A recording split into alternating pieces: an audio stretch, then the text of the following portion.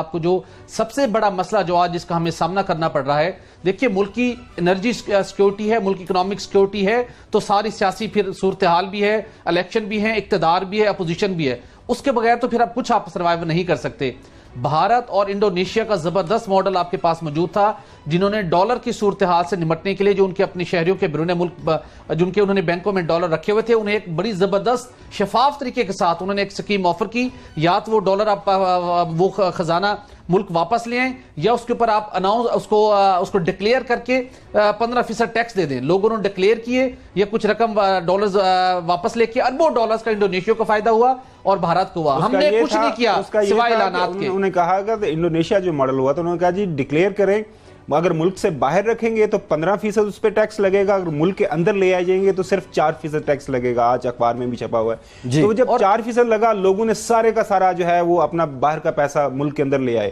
لیکن یہاں پہ کوئی اب جب آپ کے بچوں کے کاروبار باہر، ڈاکٹر صاحب کے بچے دبئی میں جائیدادیں بنا رہے ہیں، نواز شریف صاحب کے بچے وہاں پہ لندن میں بنا رہے ہیں، تو پھر میں باقی اور ایک سوال مجھے بریک کا کہا جا رہا ہے بٹی صاحب، لیکن ایک سوال جو مجھے بارہا میں پچھلے 24 گھنٹے سے سوچ رہا ہوں وہ یہی ہے کہ کیا پاکستان کے عوام 5 سال ووٹ کی پرچی کا انتظار کر رہے ہوں کہ وہ تب پوچھیں گے جب جو ان کا یہ حال کر دیا گیا ہے، ڈالر کس طرح بڑھ رہا ہے، مہنگائی کا کیا عالم ہے؟ لیکن عباسی صاحب کی نوازشات جاری ہیں۔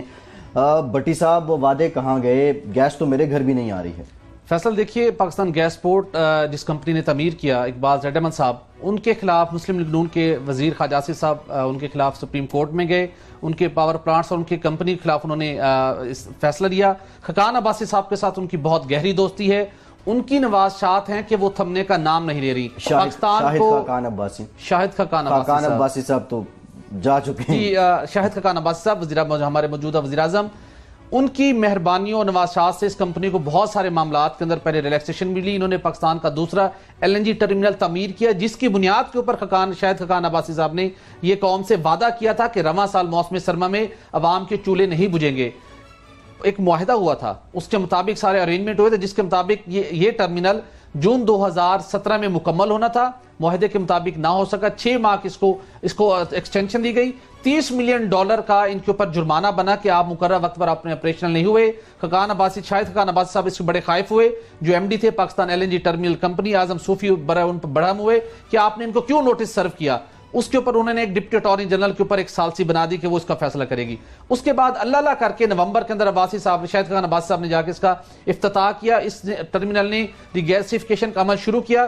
ابھی کچھ ہی تھوڑے دن چلا تھا، اس کے ایک جن کا جو پائپ لائن جو انہوں نے تعمیر کرنی تھی، اس کے جوائنٹ میں لیکیج ہوئی، پاور ٹرمینل بند ہو گیا، اس کو درست کیا گیا، دوسرے جوائنٹ کے اندر لیکیجز ہو گئی۔ ابھی تک یہ LNG ٹرمینل بند ہے۔ اس کمپنی نے جو دعویٰ کیا تھا کہ 2 سے 4 روز میں بند ہو جائے گا، لیکن 8 روز گزرنے کے باوجود بند ہے۔ ابھی بھی ناردرن گیس کمپنی کو شدید گیس کی قلت کا سامنا ہے۔ اس کے بعد جب یہ بند ہوا ہے دوبارہ سے، پر ڈے $3 لاکھ جرمانہ بنتا ہے اگر آپ ناکام ہوتے ہیں، ان سٹینڈرز کو فالو نہیں کرتے، گیس سپلائی بند ہوتی ہے۔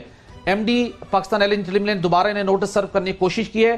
وزیراعظم ان سے خائف ہیں۔ پاکستان LNG ٹرمینل کے MD کو ہٹانے کی کوششیں کی جا رہی ہیں، بورڈ سے اٹیمپٹ کی جا رہی ہے، شاید آنے والے دنوں کے اندر ان سے استعفیٰ لے لی جائے کہ آپ اقبال زیڈ احمد سے جرمانہ کیوں کلیم کر رہے ہیں۔ اس LNG ٹرمینل کی وجہ سے جو اس وقت پنجاب کی صنعتوں کو اور اس کے ساتھ گھریلو صارفین کو جن مشکلات کا سامنا ہے، اس ٹرمینل کے آپریشنل نہ ہونے کی وجہ سے ہے۔ اس LNG ٹرمینل کی وجہ سے 1 ماہ کے اندر 6 LNG کی کارگوز آنے تھے، 4 کارگوز کو ڈائیورٹ کیا جا چکا ہے۔ جب آپ ایک کارگو کو جس نے اپنے شیڈول کے مطابق پہنچنا ہوتا ہے آپ ڈائیورٹ کرتے ہیں، اس کو آپ کو جرمانہ ادا کرنا پڑتا ہے، وہ جرمانہ قومی خزانے سے ہمیں ادا کرنا پڑے گا۔ کتنی گیس کی قلت کا سامنا ہے اس وقت ہمیں جو ناردرن سسٹم کے اندر 1 ارب 20 کروڑ یومیہ 1 ارب 20 کروڑ کیوبک فٹ یومیہ گیس کی قلت کا سامنا ہے۔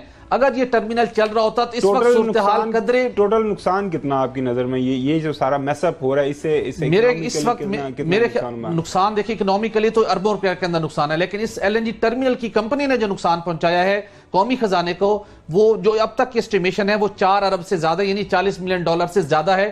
لیکن شاہد خاقان عباسی صاحب وہ اس کے اندر رکاوٹ ہے کہ آپ نے اس کے خلاف کوئی کارروائی نہیں کرنی۔ اس کمپنی کو نوازا گیا، آپ ضرور نوازیے، لیکن اگر وہ اپنے معاہدے کے مطابق گیس فراہم کرنے میں ناکام ہوئی ہے تو آپ ان کے خلاف کارروائی کرنے کے بجائے آپ اس سرکاری